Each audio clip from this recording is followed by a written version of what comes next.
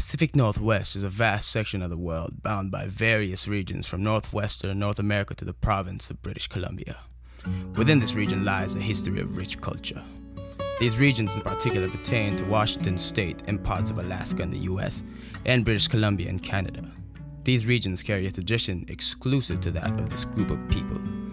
These regions were and still are home to various Pacific Northwest Indians and tribes. The history of these Indians can be dated back to that of the indigenous peoples of North America that were thought to have arrived around over 16,000 years ago. Since then, they have diversified into hundreds of distinct nations and tribes.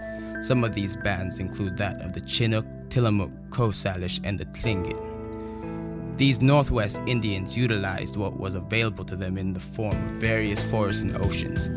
Coastal tribes lived off the ocean and fished for sea creatures that were plentiful, such as seals, salmon, sea otters, and whales.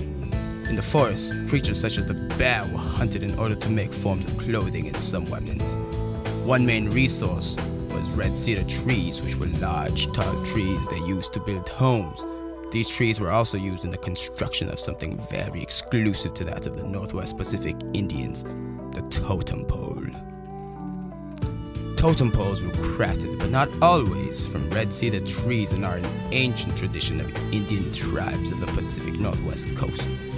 These monumental sculptures were carved with distinct styles and designs by the varying cultures of the different tribes and clans that constructed them.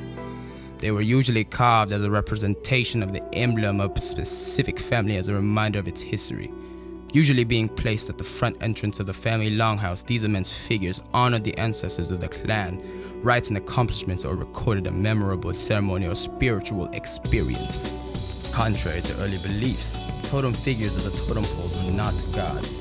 Totems were not worshipped like religious icons nor used as talismans, such as the beliefs of early European explorers.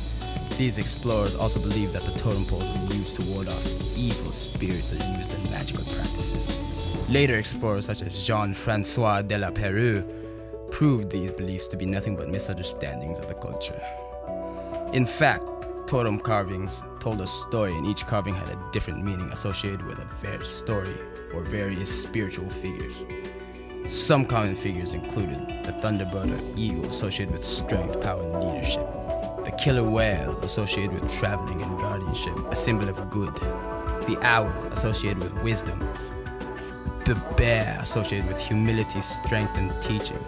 And the beaver associated with creativity and artistic determination. These are but a handful of the different figures portrayed by the different totem carvings, and just like in Native American sovereignty, the higher the figure on the totem, the more significant and important the figure is. Due to the natural decaying nature of trees along with the watery rainforest weather of the Pacific Northwest, many older totem poles before the 1900s are very rare. In fact, when wood of totems rot too badly, the pole is either destroyed or removed for safety reasons. Sadly, in the late 1900s, a decline in totem pole carving arose, largely due to American and Canadian native assimilation programs. As time progressed, totem carving was becoming more of a dying art until the mid-20th century. Due to a renewed interest in native cultures, languages, and customs, a revival in totem carving sprang.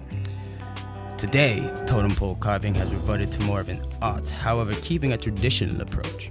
Some carvers incorporate modern icons, and some even use of non-traditional tools and techniques in their implementation. A new traditionally hand-carved totem pole can fetch thousands of dollars.